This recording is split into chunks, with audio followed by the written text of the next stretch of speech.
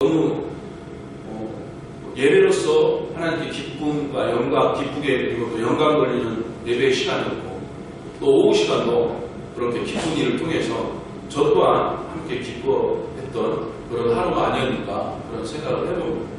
오늘 말씀은 제 문제를 해결하신 분이라는 그런 주제로 해서 말씀을 나누고자 합니다. 어제도 기분 좋은 날이었고 여러분은 어떤지 모르겠지만 저는 굉장히 기분이 좋았어요. 기쁘고 즐겁고 평안했습니다. 오늘도 마찬가지예요. 오늘도 아침부터 기쁨이었고 평안했습니다. 또 예배드리는 이 순간에도 너무나도 기분이 좋았어요. 이렇게 기쁜 날인데 왜 또 이렇게 마음이 불편한 죄에 대한 이야기를 끄집어내고 있는가? 이렇게 기분 좋은 날 왜 죄의 이야기를 해야 되는가? 이런 생각이 들 수도 있겠지만은 너무나도 중요한 이야기이기 때문에 이 죄에 대한 문제가 해결되지 않으면은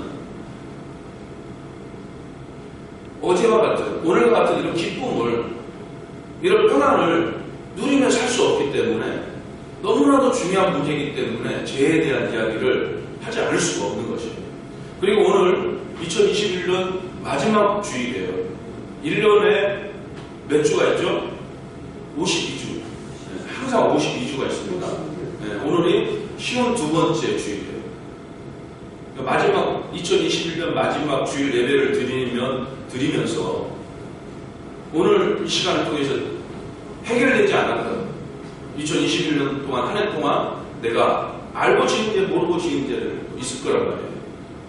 아직 해결하지 못한 그런 것들이 있다면 나의 죄, 허물, 부끄럼 가지고 이 시간을 통해서 회개하고 깨끗하게 2021년을 잘 마무리할 수 있는 우리 모두가 되었으면 좋겠습니다. 죄 문제가 해결이 안 되면 구원이 없기 때문에 죄 문제가 해결이 안 되면 구원이 없으니까 당연히 영생이 없는 거겠죠. 구원이 없고 영생이 없으니까 고통 속에서 우리의 질고를 지신 예수님이라고 하셨잖아요. 그 질병 속에서 벗어나지 못하는 것입니다. 굉장히 위험한 얘기 한마디 해볼까요? 가난해서도 벗어나지 못하는 거예요. 그러면 교회 다니는 사람은 가난한 사람이 없느냐? 당연히 있죠. 가난은 자기 잘못도 있지만 자기 잘못과 상관없이 어떤 사회적인 정치적인 문제라든가 그런 환경, 문화 풍조에 의해서 내가 가난에 처할 수도 있는 거예요. 그 상황과 여건에 의해서. 그러나 그리스도인들은 하나님께서 너무나도 사랑하시고 너무나도 존귀하게 여기시고 너무나도 귀하게 여기는 하나님의 자녀 하나님께서 너는 내 것이다. 오늘 내가 너를 낳았도다. 그 자녀에게 있었을만큼은 분명하게 다른 은혜를 더하십니다. 질병 속에서도 가난 속에서도 건져주세요. 이게 주님의 은혜예요. 이 사실을 믿으시기 바랍니다. 분명하게 다른 은혜가 있다는 것이에요. 예수님이 오신 목적이 그 목적이기 때문에 나를 대신하여서 죽어주시기 위한 목적이고 그리고 어제 말씀드렸던 평강의 왕으로 오신 분이시잖아요. 나에게 평안을 주시기 위해서 세상에서 얻는 평안과는 다른 것이라고 했어요. 세상에서 얻을 수 없는 평안이라고 했어요. 주님이 주시는 그 기쁨과 평안은 세상 것과는 너무나도 다른 것이라는 것이에요. 그 평안이 나에게 주어지는데 영생의 은혜요, 구원의 은혜요. 구원은 건짐이지 않습니까? 어디서? 죄에서 건짐이고 사망에서 건짐이고 고통 속에서 건짐이라는 것이에요. 그래서 분명한 다른 무엇이 있다는 것입니다. 오늘 이 시간 죄의 문제를 해결하기 위해서 오신 예수 그리스도를 기뻐하면서 함께 은혜를 나눌 수 있기를 예수님의 이름으로 축원합니다. 창세기 3장 15절에서 하나님이 선포를 하셔요. 우리 함께 읽어보겠습니다. 여자의 후손은 내 머리를 상하게 할 것이요 너는 그의 발꿈치를 상하게 할 것이니라. 여자의 후손은 그리스도를 가리키고 이 그리스도가 옛 뱀이라고 하는 사단의 머리를 상하게 할 것이다. 즉 그리스도가 뱀의 권세를 깨뜨릴 것이다 라는 그런 말씀입니다. 죄인된 인간들에게 하나님께서 최초로 메시아를 예언하신 그 내용의 말씀입니다. 이 말씀을 아담은 믿었어요. 아담은 이 하나님의 약속을 믿었고 아담의 후손인 많은 사람들이 이 말씀을 믿어서 구원에 이르렀습니다. 메시아가 오시기 전 2000년 전에도 아브라함을 통하여서 하나님이 말씀하셨는데 그 말씀을 아브라함은 믿었고 또 예수님이 오시기 1000년 전에 다윗에게도 말씀을 하셨는데 이 다윗도 그 말씀을 믿었고 또 예수님이 오시기 10달 전에 10개월 전에 마리아에게 말씀을 하셨는데 마리아도 이 말씀을 믿었습니다. 믿음으로써 그들은 구원을 받았고 이 말씀대로 이 약속대로 메시아가 그리스도께서 이 땅에 오시게 되었다는 것입니다. 그래서 1절 말씀을 보면은 아브라함과 그리스도의 아브라함과 다윗의 자손 예수 그리스도의 계보라고 말씀합니다. 아브라함과 다윗의 자손이라고 특정 인물들 두 사람을 이름을 거론하면서 기록을 해놨어요. 이 아브라함과 다윗은 그리스도의 조상이다라는 선포하는 그런 내용의 말씀입니다. 아브라함은 예수 그리스도의 조상이다. 다윗은 예수 그리스도의 조상이다라고 선포를 하고 있는 내용의 말씀이라는 거죠. 그러면 왜 이 두 사람이 조상이 될 수가 있는가? 조상으로 선택된 이유가 무엇인가? 아브라함이 잘생겨서 돈이 많아서 똑똑해서 아니에요. 다윗이 잘생기고 똑똑하고 돈이 많아서 아니에요. 물론 뭐 외모가 출중하다 이런 성경 속에서 이야기하고 있지만은 그들도 한 인간이었고 부족한 부분이 분명하게 있었습니다.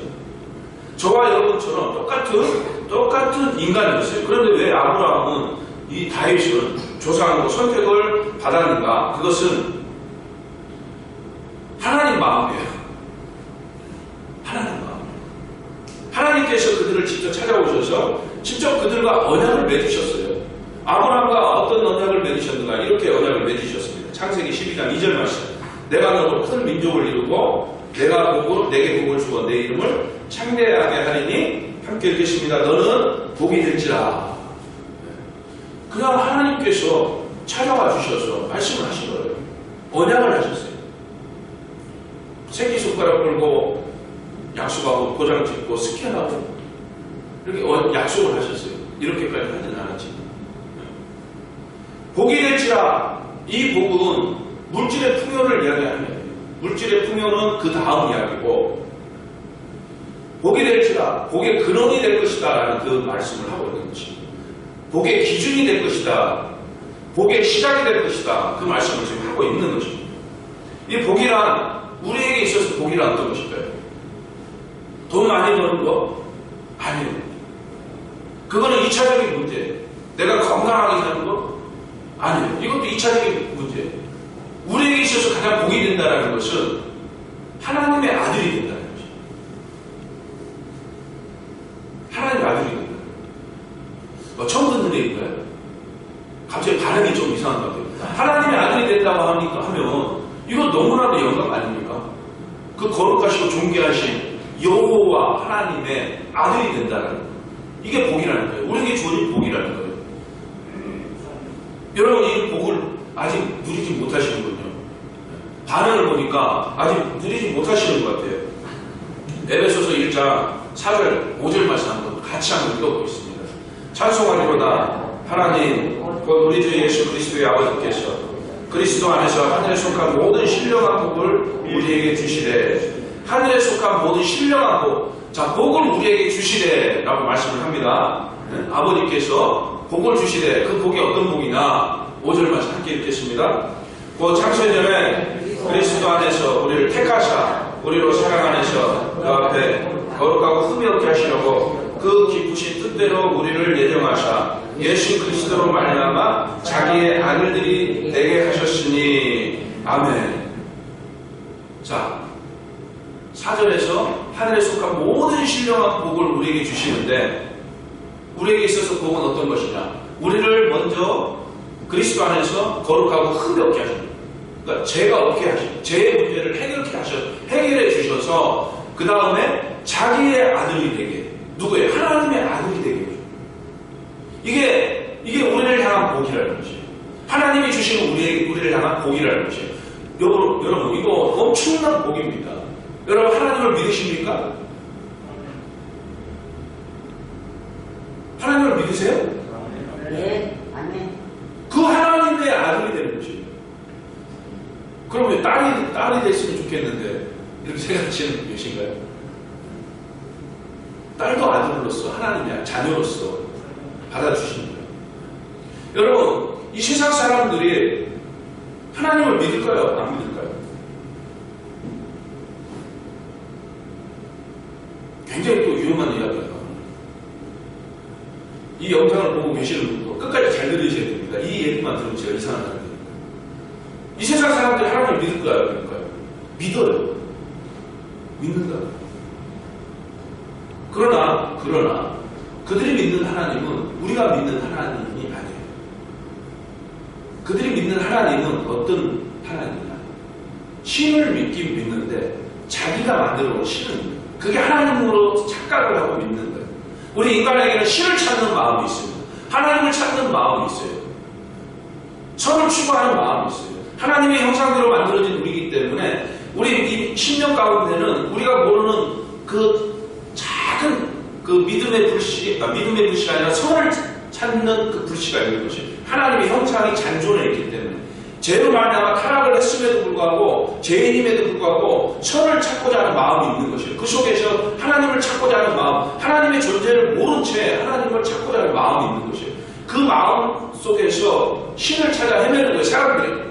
그래서 나무에다가 절을 하고 바다에 가서 용왕신을 찾고 산에 가서 신을 찾고 또 스스로가 신을 만들어내는 형상을 만들기도 자기 마음속에 생각 속에 절대자를 만들어내는 것이에요. 이게 하나님을 찾는 마음, 신을 찾는 마음이에요. 누구에게나 다 있는 마음이에요. 그게 하나님께서 만들어 놓으신 인간의 형상이기 때문에 그 속에서 하나님을 찾고 믿는다는 것이에요. 이 의미로 하나님을 믿는다고 이야기하는 것입니다. 그러나 그들이 믿는 그 하나님은 다른 하나님이 아닌 거죠. 우리가 믿고 있는 이 성삼위일체 하나님, 성경에서 이 하나님에 대한 존재를 가르쳐주고 있는 이 하나님을 믿는 것이 아닌 엉뚱한 다른 신을 믿는다는 것이에요. 그런데 참 신이신 우주 만물을 창조하시고 스스로 존재하시는 나는 나다.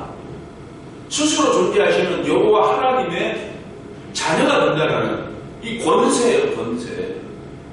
너무나 큰 복이에요. 이 복이 주어진다는 것입니다. 아브라함에게 약속을 했습니다. 복의 근원이 된다. 복의 시작이 된다. 그의 후손 가운데에서 그리스도가 오시기 때문에 복의 시작이 될 것이다 말씀을 하고 있는 것입니다. 그리고 그리스도를 통하여서 많은 사람들이 저와 여러분처럼 하나님의 자녀가 되기 때문에 아브라함이 믿음의 조상이 됨으로써 그래서 복의 시작이 된다라고 말씀을 합니다. 그래서 아브라함에게는 육의 자손도 있고 영의 자손도 있어요. 창세기 13장 16절에서 땅에 티끌 같게 하리니 라고 말씀을 합니다. 땅에 티끌처럼 많을 것이다 라고 이야기합니다. 그런데 개수할 수 있다고 해요. 땅에 있는 티끌을 우리가 수를 셀 수가 있습니까? 셀 수가 없죠. 네. 그런데 수를 세할 수 있다는 것이에요. 그것은 유계자손을 이야기하는 것입니다. 땅에 있는 흙으로 만들어진 유계자손을 의미하는 것이고, 그리고 창세기 15장 5절 말씀을 보면 별을 셀 수 있나 보라 라고 말씀을 해요. 헤아릴 수 없다고 했어요. 별을 우리가 생각을 보면서 저 별은 나의 별, 저 별은 너의 별 하면서 수를 셀 수도 있겠지만 수를 셀 수 없다고 그래요. 이거는 영의 자손을 이야기하는 거예요. 즉 저와 여러분과 같은 이방인들, 그들을 이야기하는 것입니다. 우리의 믿음의 조상은 누구입니까? 믿음의 선진들 위로 쭉 올라가서 아브라함까지 올라가는 것입니다. 그러니까 우리는 아브라함의 후손이라고 이야기할 수도 있는 것입니다. 그래서 마태복음을 시작을 하면서 아브라함과 다윗의 자손 예수 그리스도의 계보라라고 이야기하면서 아브라함이 첫 번째로 이름이 등장을 하게 된 이유가 바로 여기 있는 것입니다. 그리고 두 번째는 다윗이 등장을 합니다. 다윗에게는 어떤 언약을 하셨느냐 함께 우리 읽어보겠습니다. 저는 내 이름을 위하여 집을 건축할 것이요 나는 그 나라 위에 영원히 경고케 하리라. 성전 건축을 준비한 다윗이죠. 성전 건축, 자신의 모든 전 재산을 털어서 성전을 건축하고자 했어요. 처음에는 하나님께서 말리셨지만 나중에 그 다윗의 마음을 아시고 허락하셨어요. 그리고 그 아들 솔로몬을 통하여서 성전 건축이 완성이 됩니다. 그런데 솔로몬 왕 이후에 나라가 분열이 되죠. 솔로몬 왕이 처음에는 아주 신실하게 하나님 보시기에 악을 행하지 않고 선한 모습, 하나님 기뻐하시는 모습, 하나님께 영광 돌리는 그런 모습 가운데 거하였어요. 그래서 지혜가 임하였고 구하지 아니한 것까지도 주어지는 놀라운 은혜 가운데 살게 됐습니다. 그러나 많은 이방 여인들과 혼인을 하는 그 관계 속에서 이방신을 섬기는 그런 악을 행하게 되죠. 그 결과를 말미암아서 결국에는 남유다와 북이스라엘로 나눠지게 되는 것이죠. 그러면서 북이스라엘은 아수르에게 멸망을 하고 남유다는 바벨론에게 멸망을 해요. 그 시가 끊어지는데요. 왕의 혈통이 끊어져요. 그런데 어떻게 영원히 경고하게 하리라 하나님께서 말씀을 하셨습니다. 하나님의 말씀은 결단코 반드시 기필코 이루어진다는 사실을 믿으시기 바랍니다. 이 영원히 경고케 하리라 이 말씀이 무엇으로 성취되느냐? 만왕의 왕신 예수 그리스도를 통하여서 온전히 성취가 되는 것입니다. 그러나 예수 그리스도께서 오셔서 왕으로 오신 그 예수님이 죽음으로써 끝난 것이 아니고 부활하시고 승천하시고 다시 재림하실 그 예수님 심판주로 오셔서 영원한 만국 천국의 주인으로서 계실 그 예수님 만왕의 왕이시자 영원한 왕이신 예수 그리스도를 통하여서 다윗 왕에게 약속하셨던 그 하나님의 언약이 이루어졌고 성취되어져 가고 있다는 것입니다. 이 포에버 영원히 경고케 하시리라는 이 말씀입니다. 이루어져 나가고 있다는 것이죠. 이 아브라함과 다윗은 이렇게 하나님에게 특별한 택함을 받고 특별한 은혜를 받은 그리스도의 조상이 되었다는 것입니다. 그런데 이 아브라함과 다윗에게 특징이 있어요. 어떤 특징이 있느냐? 그들은 믿음의 조상이라는 특징과 함께 경건한 인물들이었다는 것입니다. 경건한 삶을 살았다는 것입니다. 난장반이는 삶이 아니라 물론 인간의 부족한 모습들을 나왔어요. 아브라함 비열한 모습을 보였죠. 자기 아내를 누이라고 속이는 비열한 모습을 보였습니다. 남자가 쪼잔하게 비열한 모습을 보였어요. 다윗은 어떻습니까? 자기의 직분의 아내를 탐하였습니다. 정말 추한 더러운 모습을 보였어요. 에라이 자식아 죄송합니다. 이런 모습을 보였어요. 정말 부끄러운 인간의 모습을 보이기도 했지만 그럼에도 불구하고 그들은 하나님을 경외하는 모습 속에서 회개의 삶을 살았습니다. 회개. 눈물 쏟으면서 통곡을 하며 회개하고 돌이키는 그런 삶을 살았습니다. 경건한 삶을 살았다는 것입니다. 그리고 철저한 믿음의 사람이었습니다. 그래서 로마서 4장 3절에서 이렇게 말씀을 합니다. 성경이 무엇을 말합니까? 성경에서 무엇을 말하고 있느냐? 아브라함이 하나님을 믿었다. 아브라함이 하나님을 믿었다.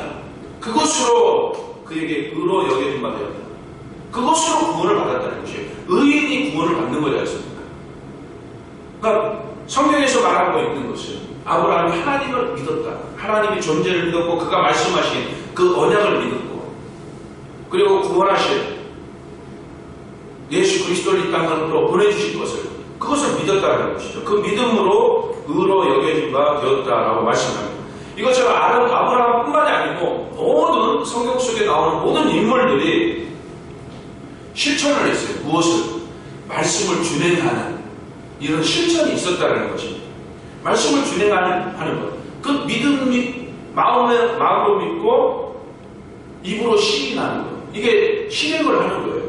마음으로 믿고 끝나는 것이 아니라 입도 움직이는 거지 않습니까? 행동으로 나타나는 거지 않습니까? 이 입으로 시인하는 것처럼 내 삶 속에서 내 언행 속에서 나타나는 것이에요. 믿음의 모습이 보여지는 것이죠.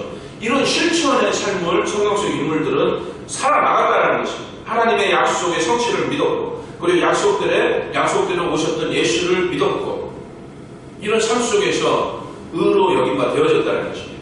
우리 또한 다시 오실 예수 그리스도를 믿는 믿음의 모습을 보여나갈 수 있기를 예수님의 이름으로 축원합니다. 아멘. 아브라함과 다윗에 가서 예수 그리스도의 계보라라고 말씀을 합니다. 예수는 어떤 의미를 가지고 있는가? 21절 말씀을 보면은 우리 같이 한번 읽어보겠습니다. 아들을 낳으니 이름을 예수라 하라. 이는 그가 자기 백성을 그들의 죄에서 구원할 자이심이라 하니라. 예수라는 이름의 의미는 구원자라는 의미를 가지고 있습니다. 다 아시는 얘기지만 처음 듣는 분도 계실 거예요. 왜? 잊어버려서. 예수의 이름의 뜻은 구원자. 좀 더 정확하게 이야기를 하면 자기 백성을 그들의 죄에서 구원하십니다. 무엇에서 구원이라고 해요? 무엇에서? 죄에서 구원. 무엇에서 구원이라고 해요? 아멘. 죄에서 구원. 죄로 인하여서 우리가 어떤 삶을 삽니까? 이 죄 때문에 신음하는 거죠. 고통하는 거죠. 좌절과 절망을 겪고, 때로는 분노하고, 다투면서 살아가는 거죠. 이게 죄로 인한 이유라는 것이죠. 다툼과 분란이 일어나는 이유, 신음하며 고통받는 이유, 질병과 가난으로 고통받는 이유, 이게 바로 죄라는 것이죠. 죄. 이 죄로부터 모든 것이 시작된 것이죠. 죄로 말미암아서 세상에 사망이 들어왔지 않습니까? 죄로 말미암아서 하나님과 관계가 단절이 되지 않습니까? 그러니까 죄로 말미암아서 모든 고통이 시작되는 거예요. 그러면은 이 고통 속에서 헤어나올 수 있는 방법은 무엇입니까? 방법은 죄의 문제를 해결을 해야 되겠죠. 너무 쉽죠. 이 사망이 죄로 인해서 들어가지 않습니까? 그러니까 사망에서 벗어나려면 어떻게 해야 돼요? 죄를 벗어나면 되잖아요. 죄 문제를 해결하면 되잖아요. 너무 쉽죠?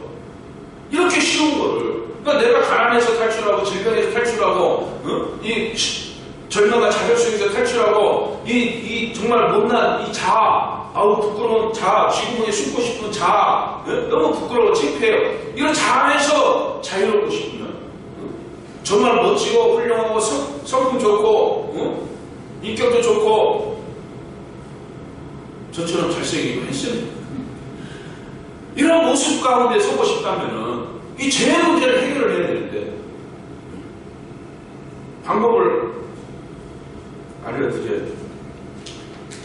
원인을 찾았으니까 이제 그 해결할 방법을 찾아야 돼요. 너무나도 쉬워요. 너무나도 쉽습니다. 그러나 이 쉬운 방법을 사람들은 모른 채 살아가는 거죠. 알면서도 소기의 경일기라고 하죠. 그 한 귀로 듣고 한 귀로 흘러버려요. 아, 그렇구나 하고 끝나버리는 거예요.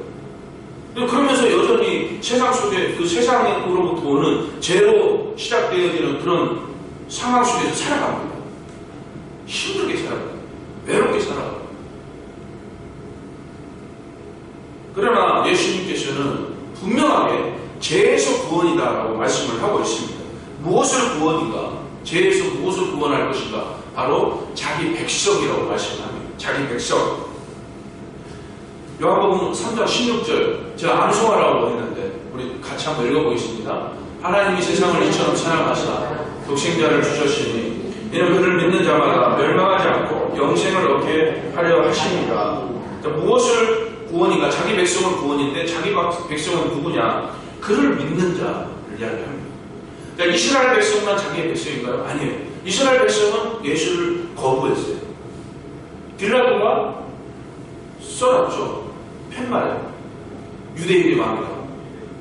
유대인들은 거부를 했지만 이방인이 확증을 지어줬어요. 이게 하나님의 역사이십니다. 또 우리에게 있어서 우리에게 왕이 되어주시고 또 만왕의 왕이 되어주시는 그 왕, 그의 백성인 우리는 그를 믿는 믿음으로써 백성이 되어진다는 것이에요. 그래서 자기 백성이라는 것은 그를 믿는 자를 이야기를 합니다. 그리고 로마서 10장 13절에서는 이렇게 말씀을 합니다. 함께 읽어보겠습니다. 누구든지 주의 이름을 부르는 자는 구원을 받으리라. 주의 이름을 부르는 자는 구원을 받으리라. 주의 이름을 부르는 자는 구원을 받으리로다. 아멘. 요한복음 14장 6절에서는 또 이렇게 말씀을 해요. 함께 읽어보겠습니다. 예수께서 이르시되 내가 길이요 진리요 생명이니 나로 말미암지 않고는 아버지께로 올 자가 없느니라. 하나님께로 나아갈 수 있는 유일한 길이 되어주시고, 죄로 인하여서 하나님과의 관계가 단절이 되어졌다고 했잖아요. 우리의 생각, 우리의 지식, 우리의 경험으로는 하나님 앞으로 나아갈 수가 없어요. 하나님을 찾을 수가 없는 거예요. 하나님의 존재조차도 인식을 할 수가 없는 거예요. 하나님 신을 찾는 마음이 있는데 하나님을 찾는 방법을 모르기 때문에 엉뚱한 신을 찾는 거예요. 엉뚱한 신에게 경배하는 거예요. 그러나 예수 그리스도만이 하나님 앞으로 나갈 수 있는 유일한 길이 되어주신다는 것입니다. 그리고 예수 그리스도만이 영생에 이르는 생명을 주실 수 있는 유일한 분이 되어주신다는 것이에요. 하나님 앞으로 나갈 수 있는 길이요 생명의 근원이 되어주신 예수님이라는 이 변치 않는 진리가 되어주신다는 것입니다. 예수님이 그래서 길이요 진리요 생명이 되어주신다는 것입니다. 사도행전 4장 12절에서 결정적인 말씀을 우리에게 이렇게 말씀을 합니다. 함께 읽어볼게요. 여기 없네요. 사도행전 4장 12절에 이렇게 말씀을 드리고 있어요. 다른 이로서는 구원을 받을 수 없나니 천하 사람 중에 구원을 받을 만한 다른 이름을 우리에게 주신 일이 없느니라 말씀을 합니다. 사도행전 4장 12절이에요. 다른 이로서는 구원을 받을 수 없다고 했어요. 다른 이름을 주신 적이 없다고 말씀을 합니다. 유일하신 분이 바로 예수 그리스도라는 것입니다. 그가 우리를 자기 백성 삼아 주신다는 것이에요. 그를 믿는, 그리스도를 믿는 우리들을 자기 백성 삼으셔서 우리에게 있는 그 죄의 문제를 해결하여 주신다는 것입니다. 이렇게 예수님께서는 모든 사람의 죄의 문제를 해결해 주러 이 땅에 오셨습니다. 이 죄의 문제를 해결하시기 위해서 십자가에 못 박혀 죽어주셨어요. 그를 믿는 모든 그의 백성된 모든 자의 죄의 문제를 해결하여 주신다는 것입니다. 이사야서 7장 14절 말씀 한번 읽어보겠습니다. 주께서 친히 징조를 너에게 주실 것이라. 보라, 처녀가 잉태하여 아들을 낳을 것이요 그의 이름을 임마누엘이라 하리라. 아멘. 임마누엘은 하나님이 우리와 함께 계신다라는 그런 의미를 가지고 있습니다. 하나님이 우리와 함께 계신다. 왜 예수님의 그 이름에 담겨있는 그 의미, 그 뜻, 구원자, 자기 백성을 그들의 죄에서 구원할 자시라는 그 의미를 가지고 있는 이 말씀을 설명을 하고 있는데, 전하고 있는데, 왜 임마누엘이라는 이 말씀이 먼저 튀어나오는지 그건 알 수 없지만은 이 의미는 하나님이 우리와 함께 계신다는 그런 의미라고 했어요. 그러면 구원자 되신 예수께서 우리를 구원하시고 죄에서, 사망에서, 고통 속에서 건지셔서 우리에게 영생이라는 은혜를 베풀어 주셨어요. 그런데 여러분, 영생 받으셨어요? 예. 영생 받으셨어요? 구원 받으셨어요? 예. 아멘. 우리 권사님이 대답하시면 다 구원 받으신 거예요. 이 자리에 계신 분들. 저 러시아에서 오래도록 한평생 사셨는데 한국말을 잘 알아들으신다는 것도 아니, 러시아에서 은혜입니다. 은혜. 조선 프리스 학교 있었어요. 네. 그러니까 그곳에서 한국어를 배우시고, 그리고 우리 이제 외국인 청년들도 있지만 이렇게 한국어를 잘 알아듣고 말씀을 이해하고 깨닫는다는 것이 이것도 하나님의 큰 은혜인 것 같습니다. 그러니까 예수님께서 십자가에서 못 박혀 죽으심으로 우리에게 제사함의 은혜를 주셨고, 우리가 이제 새롭게 거듭나는 그 은혜 속에서 하나님의 자녀된, 그리고 천국 백성으로 살아갈 수 있는 은혜가 주어졌어요. 그런데 이것으로 끝난 것이 아니고 우리 삶 속에서 임마누엘이 되어주셔서 우리가 늘 함께 하시면서 이 하나님의 말씀을 깨달아 알게 하시고 지키게 하시면서 이 믿음을 잃지 않도록 끝까지 보증해 주면서 이끌어 가시 주신다는 것이에요. 자, 이 말씀으로 이해됩니다. 자, 그래서 우리 고순자 권사님에게, 물론 러시아에서 한국어를 배웠다고 하지만 한국에 와서 또 이 자리에서 예배하면서 그리스도가 누구인지 더 깊이 알아가는, 그리고 그런 믿음이 형성이 되는 것이고, 우리 무샤도 그렇고 바드도 그렇고 외국인이지만 한국어를 통하여서 한국어를 배우고 익혀서 또 이 말씀이 콩고에서 듣지 못했던 말씀들 우리 콩고 청년들이 와서 얘기를 하더라고요. 처음 언제인지 모르겠는데 콩고에서 신앙생활을 하면서 들었던 말씀하고 여기서 듣는 말씀하고 다르다는 것이에요. 그러니까 다른 복음이라는 것이 아니고 다른 형태로 복음이 전해진다는 것이에요. 그리고 제가 특별하게 어떤 다른 이야기를 말씀을 드리는 건 아니고 우리 한국교회에서 보편적으로 전해지는 그런 복음의 형태를 전해요. 그런데 콩고에서 듣던 그런 복음을 듣던 스타일하고 다르다는 것이에요. 이것처럼 주님께서 우리와 늘 함께 하시면서 우리가 죄의 문제가 해결되고 죄에서 자유로운 상태에서 이 믿음을 지켜 이겨내고 견디고 승리할 수 있는 방향으로서 이끌어 주신다는 것이에요. 이 사실을 믿으시길 바랍니다. 그러니까 이제 보혜사 성령을 통하여서 우리에게 행하시고 그리고 예수님께서 약속을 하셨어요. 마지막까지 너희와 함께 한다라고 분명하게 우리에게 말씀을 하셨습니다. 제자들 1차적으로는 제자들에게 말씀을 하신 것이고 2차적으로는 우리들에게도 그 말씀이 주어지고 있다는 것이죠. 우리를 향하여서 말씀을 기록을 하셨고 성경이라는 것을 통하여서 우리에게 전해주셨기 때문에 우리에게도 말씀을 하고 있다는 것입니다. 이렇게 함께 하시는 하나님 임마누엘 되시는 우리 주님만을 바라보면서 살아갈 수 있는 저와 여러분이 되시는 예수님의 이름으로 축원합니다. 그런데 오늘 성경을 보니까 여러 가지 인물들이 많이 나옵니다. 대부분 다 왕족이에요. 대부분 다 왕족인데 여기에 보면은 불명예자들도 속해 있습니다. 불명예자. 그러니까 예수님의 족보에 자신의 이름이 기록되었다는 것은 너무나 명예로운 일이에요. 그런데 불명예를 당한 사람들도 있다는 것이죠. 8절 말씀을 보면은 요람과 우시야가 나오는데 이 사이에 3명의 왕이 있어요. 누가 있느냐? 아하시아 왕이 있고 요아스 왕이 있고 아마샤야 왕이 있어요. 이 3 왕이 있는데 이 3 사람의 이름이 족보에서 이름이 빠져 있어요. 족보에서 이름이 빠져요. 왕이었는데 그 사람들 입장에서 너무나도 불행한 거죠. 그런데 왜 족보에 빠졌는가? 이 아하시아 왕은 악을 행하다가 죽임을 당한 왕이고 요아스는 선지자를 성전에서 죽인 악한 왕이고 아마샤는 에돔 사람의 우상을 섬기고 선지자의 책망을 받았지만 그것을 불순종하고 거역했던 왕이었습니다. 물론 이 외에도 악을 행하였던 많은 왕들이 있었어요. 그런데 이 대표적으로 이 3 사람의 왕의 이름이 족보에서 이름이 지워지는 이런 불명예를 얻게 되었다는 것입니다. 이런 불명예를 얻게 된 그 이유가 바로 하나님을 거역하고 대적하였던 그 이유 때문이라는 것이죠. 여러분, 저와 여러분은 하나님 나라의 생명책에 이름이 기록되어 있습니다. 하나님은 한번 영생을 얻기로 작정된다. 한번 택한 자는 결단코 놓지 않으시는 분이에요. 끝까지 어떻게 해서든지 끌고 가시는 분이에요. 이게 하나님께서 우리에게 약속하신 그 약속이십니다. 그런데 그 하나님의 그 선택 안에 누가 들어있는지 몰라요. 제가 그 중에 한 사람일 수도 있고 아닐 수도 있어요. 우리 권사님이 그 중에 한 사람일 수도 있고 아닐 수도 있어요. 그럼 우리는 어떤 삶을 살아야 돼요? 하나님 나라의 생명책의 이름이 기록되어져 있는 사람의 모습으로서 살아가야 되는데 그것은 하나님의 말씀을 거역하지 않는 것입니다. 하나님을 경외하며 하나님의 말씀을 준행하며 살아가는 것이죠.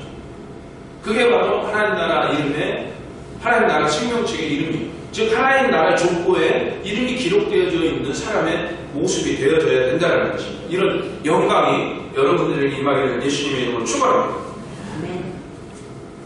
그 족보 이름 따라서 이제 요셉 그리고 마리아까지 내려옵니다. 요셉의 모습을 조금 우리가 확인을 해보고 오늘 말씀을 마치도록 하겠습니다.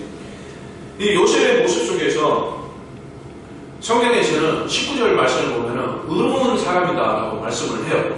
왜 요셉이 의로운 사람입니까? 하나님의 말씀을 준행하였기 때문에 의로운 사람이고 또 하나님의 말씀을 준행하는 그런 모습 속에서 정말 세상 사람들과는 좀 다른 훌륭한 성품의 모습을 보인 사람이었다는 것이죠.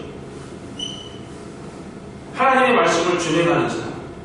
이 요셉처럼 하나님의 말씀을 준행하는 사람은 훌륭한 성품을 가진 사람이다 라는 그런 전제하에서 나도 이런 훌륭한 성품을 소유한 사람이 되어야 되겠다라는 그런 다짐을 할 수 있기를 바랍니다. 어떤 훌륭한 성품을 가지고 있었는가? 19절 말씀을 보면은 드러내지 않았다라고 말씀을 해요. 이때 당시에 그 율법 내용을 들여다보면은 약혼한 처녀가 음행을 저지르게 되면은 돌로 쳐서 죽이는 그런 형벌을 받게 되었어요. 결혼한 여인, 약혼은 결혼입니다. 이 약혼한 여인이, 결혼한 여인이 음행을 저지르면 돌로 쳐서 죽였다는 거예요. 그런데 혼인을 했어요. 약혼을 했어요. 혼인으로 이어지는 그런 관계 속에서 마리아가 임신을 했어요. 이거 율법대로 하면은 돌로 쳐서 죽여야 되는 그런 형벌을 받아야 되는 그런 상황인데, 그런데 그 내용을 드러내지 않았다는 거죠. 많은 사람들이 가서 이야기하지 않았다는 거죠. 그러면서 그 재판에 넘기지도 않았어요. 그런데 세상 사람들은 어떻습니까? 물론 교육이 잘 되어 있고 어떤 그런 분들 같은 경우에는 뭐 드러내지 않고 인내하고 그런 사람들도 많이 있죠. 그런 훌륭한 성품을 가지신 분들도 믿지 않는 사람들 중에 많이 있어요. 그런데 대부분의 보편적으로 어떤 모습들을 보입니까? 내가 당하면 상대도 당해야 된다. 이에는 이, 눈에는 눈, 이런 마음들을 많이 가지고 있지 않습니까? 이게 세상 사람들의 일반적인 보편적인 그런 모습 아닙니까? 그러나 요셉은 신앙이 되었어요. 하나님을 믿는 믿음의 사람이었어요. 그러면서 그렇기 때문에 그를 재판에 넘기지 않고, 마리아를 재판에 넘기지 않고, 많은 사람들에게 가서 수근수근하지 않고, 드러내지 않고, 두 번째, 가만히 끊고자 했다라고 말씀합니다. 가만히 끊고자 했다. 성급하게 행동하지 않고, 움직이지 않고, 자기의 감정대로 움직이지 않고, 어떻게 해야 되나? 겸손히 하나님을 바라봤다는 거죠. 하나님의 사람이었기 때문에 문제가 생기니까 우리가 쉽게 지금 이야기를 듣고 쉽게 이야기를 하지만 이건 가슴 찢어지는 거예요. 자기하고 약혼한 여인이 임신을 하고 왔다고 생각을 해보세요. 기가 막힌 거예요. 안 그러겠습니까? 남편이 자기가 살고 있는 남편이 애를 하나 딱 들고 왔다고 생각을 해보세요. 기가 막힌 일이에요. 쉽게 생각을 못하면 안 해요. 찢어지는 거예요. 찢어지는 거. 그런데 그 상황 속에서 드러내지 않았어요. 가만히 끊고져 있어요. 그러면 하나님을 바라본 요셉이었다는 것이죠. 그는 왜 하나님을 바라봤나요? 의로운 사람이었기 때문에. 하나님의 사람이었기 때문에. 이 모습 속에서 20절과 24절에서 이렇게 이야기해요. 완전한 믿음의 모습을 보여줍니다. 하나님 천사 20절 우리 한번 읽어볼게요. 이 일을 생각할 때 주의 사자가 현명하여 이르되 다윗의 자손 요셉아 내 아내 마리아 데려오기를 무수하지 말라. 그에게 잉태된 자는 성령으로 된 것이라. 이 말을 듣고 24절에서 요셉이 잠에서 깨어 일어나 주의 사자의 분부대로 행하여 그의 아내를 데려왔습니다. 하나님 말씀 그대로 그의 아내를 데려왔다. 완전한 믿음을 보여주고 있는 그런 요셉의 모습입니다. 그런데 이걸로 끝나지 않아요. 정말 훌륭한 요셉의 성품을 가진 요셉의 모습을 25절에서 이야기합니다. 동침하지 않았다라고 말씀합니다. 아내에 대해서 지극히 배려하는 이런 요셉의 모습을 보여주고 있는 것입니다. 요셉은 하나님 말씀에 적극 순종하여서 의로운 자로 칭함을 받았습니다. 이것처럼 이런 요셉의 훌륭한 성품을 우리가 본받을 수 있어야 될 것입니다. 말씀을 정리를 해보겠습니다. 하나님은 아담에게 약속을 하셨습니다. 그리고 아담은 이 하나님의 약속을 믿었고 또 그의 후손 또한 믿어서 구원을 받았습니다. 그래서 히브리서를 보면은 아브라함은 믿음으로, 사라는 믿음으로, 이삭은 믿음으로, 야곱은 믿음으로, 요셉은 믿음으로 이렇게 믿음으로 구원을 받았다라고 말씀을 합니다. 그 믿음의 약속이 성취되어서 예수님께서 이 땅에 오셨습니다. 그리고 그 약속대로 십자가에 죽으셨고 약속대로 부활하셨습니다. 약속대로 승천하셨고 약속대로 보혜사 성령이 오셨어요. 이제 남은 약속은 예수님의 재림이십니다. 메시아가 올 것이다 그 약속을 유대인들, 이스라엘 백성들은 쉼없이 기다렸어요. 우리 어제 저녁에 우리 집사람하고 10개라는 영화를 봤어요. 다 너무 늦은 시간이어서 다 보지 못하고 중간에 잠을 잤는데 400년 동안, 430년 동안 노예 생활을 하면서 그들은 인도자를 기다렸어요. 하나님께서 약속하신 그 약속된 지도자를 기다렸어요. 그래서 440년 만에 모세가 나타났어요. 그리고 약속된 메시아를 기다렸어요. 이스라엘 백성. 그 약속대로 메시아가 왔어요. 이제 우리는 재림하실 예수를 기다리는 거예요. 그 약속대로 오실 심판주로 오실 예수님을 기다리는 것이에요. 그것을 믿고 기다리는 자는 구원을 받는 것이에요. 그것을 믿고 기다리지 못하는 사람은 구원이 없는 것입니다. 예수님은 오늘 우리에게 오셔서 죄의 문제를 해결해 주셨습니다. 이 죄의 문제가 해결이 됨으로써 우리는 하나님의 자녀가 되는 권세를 얻게 되었습니다. 너무나도 놀라운 하늘의 신령한 복을 받게 되었다는 것이죠. 여러분, 이제는 2021년 이제 며칠 남지 않았어요. 죄의 문제 마무리 지으시고 2022년 한 해는 나는 하나님의 자녀다. 나는 하나님의 자녀의 권세를 가지고 있다. 라는 이런 자부심을 가지시고 살아가셨으면 좋겠어요. 그래서 죄의 문제가 온전히 해결이 되어지고 죄로 인하여서 내 삶이 힘들고 피곤한 이런 삶에서 조금은 탈피할, 조금 벗어날 수 있는 그런 한 해가 되었으면 좋겠습니다. 건강도, 그리고 물질도, 그리고 내 인격도. 그래서 정말 복받은 자의 삶, 하나님의 자녀된 그런 복받은 자의 삶을 살아갈 수 있기를 예수님의 이름으로 축원합니다. 기도하시겠습니다. 참